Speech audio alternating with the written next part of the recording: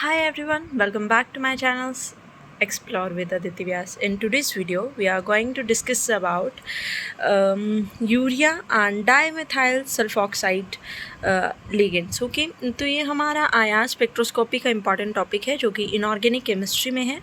And if you are doing masters in chemistry in inorganic chemistry then definitely ये video आपके लिए काफ़ी important रहने वाली है. ओके, बट उससे पहले अगर आप मेरे चैनल में नए हैं then please subscribe to my channel. Video का एंड तक ज़रूर देखिएगा एंड कमेंट करके बताइएगा कि आपको टॉपिक समझ में आया या नहीं. Okay, so let's start with this topic. DMSO dimethyl sulphoxide. ठीक है, तो इसमें हम सबसे पहले इसका स्ट्रक्चर बना लेते हैं यानी कि DMSO का. ठीक है, फिर किस तरह से ये मेटल आयन के साथ कॉम्प्लेक्स बनाएगा उस चीज़ को हम यहाँ पर डिस्कस करेंगे. बट ये सारा जो आपका पोर्शन रहने वाला है ये सारा का सारा थ्योरेटिकल है, थ्योरी का पोर्शन है. तो इसको एक्सप्लेन करने का नहीं बल्कि क्रैम करने का डेफिनेटली ज़्यादा पॉइंट ऑफ व्यू से अगर मेरे से देखा जाए तो क्रैमिंग का ज़्यादा मटेरियल है इसमें. कि आपको एक तो स्ट्रक्चर पता होना चाहिए मेटल के साथ कैसे DMSO जो है वो बॉन्डिंग करेगा. उसके बाद आपको सिर्फ इनकी जो फ्रीक्वेंसीज़ हैं IR में उसका नॉलेज होना चाहिए कि किस तरह से इसकी फ्रीक्वेंसी रहने वाली हैं. ठीक है, अब DMSO में क्या होता है कि ये S के थ्रू भी कनेक्ट कर सकता है और O के थ्रू भी. ठीक है, तो अगर O के थ्रू S के थ्रू कनेक्टेड है तो किस तरह से इसकी जो फ्रीक्वेंसी है वो रहेगी, O के थ्रू कनेक्टेड है तो किस तरह की फ्रीक्वेंसी रहेगी. बस उसी की बात हम यहाँ पर करेंगे और कोऑर्डिनेशन किस तरह से हो रही है, बॉन्ड कहाँ पे अपेयर हो रहा है उसको बताएंगे. देन रेजोनेंस हम इसमें डिस्क्राइब कर सकते हैं क्योंकि आपके क्वेश्चन बेसिकली 8 या 12 मार्क्स में पूछा जाता है तब आपको थ्योरेटिकली सारा पोर्शन लिखना होता है अच्छे मार्क्स के लिए. हैंड रिटन नोट्स मैंने यहाँ पे प्रिपेयर किए हैं जो थ्योरेटिकली आप इस पोर्शन को लिख देंगे तो मेरे हिसाब से काफ़ी इनफ रहेगा आपके, स्पेशली अगर आप HPU के एग्ज़ाम्स को अटैम्प्ट कर रहे हैं. ठीक है, तो यहाँ पे आप इसकी रेजोनेंस के बारे में बता देंगे और किसने वर्क किया है, कॉटन एंड विल्किंसन, उनके बारे में बता देंगे.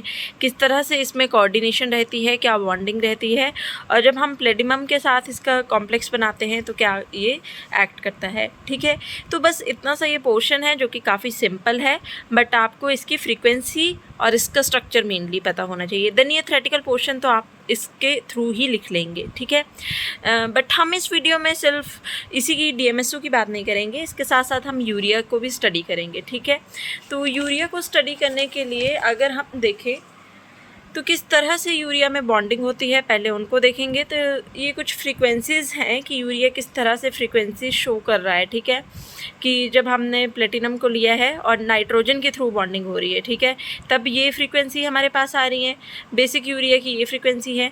जब हमने क्रोमियम का एग्जांपल लिया लेकिन बॉन्डिंग यहाँ किसके थ्रू हो रही है, ऑक्सीजन के थ्रू, तो ये वाली फ्रीक्वेंसीज़ रहेंगी और वाइब्रेशनल मोड कुछ इस तरह से रहेंगे. ठीक है, तो नीचे भी हमने ये DMSO का थोड़ा सा पोर्शन रह गया था, सॉरी थोड़ा मिक्सिंग हो गई है इस टॉपिक में.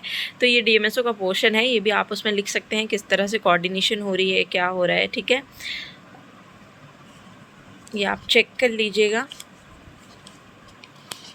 देन अगर हम यूरिया की बात कर रहे हैं यहाँ पे तो प्लेटिनम के साथ जब यूरिया कोऑर्डिनेट कर रहा है नाइट्रोजन के थ्रू कर रहा है, क्रोमियम में जब कोऑर्डिनेट कर रहा है तो ऑक्सीजन के थ्रू कर रहा है. अगर यूरिया की डेफिनेटली बात करें तो सबसे इम्पॉर्टेंट है इसका रेजोनेटिंग स्ट्रक्चर.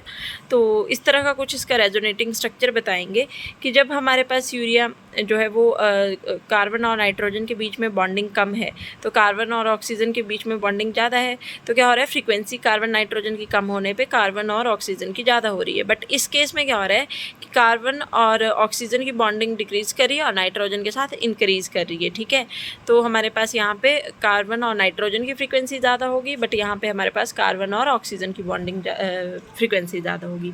तो जो आप यूरिया का क्वेश्चन अटैम्प्ट करेंगे तो जो आप स्टार्टिंग करेंगे तो आप रेजोनेटिंग स्ट्रक्चर के साथ स्टार्ट करेंगे, इसको बताएंगे.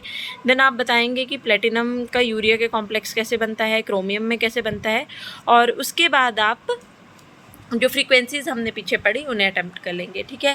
तो ये काफ़ी सिंपल से टॉपिक हैं। बेसिकली अकेला आपसे यूरिया नहीं पूछा जाएगा। अगर ये क्वेश्चन आएगा तो 2-3 कंपाउंड्स को या लिगेंड्स को साथ में अटेम्प्ट करने को आएगा, ठीक है। बट उसके अलावा हम lattice water and coordinated water की बात करें तो ये भी थ्योरेटिकल पोर्शन है कि किस तरह से ये वाटर्स जो हैं आपके पास वो फॉर्मेशन करते हैं, ठीक है।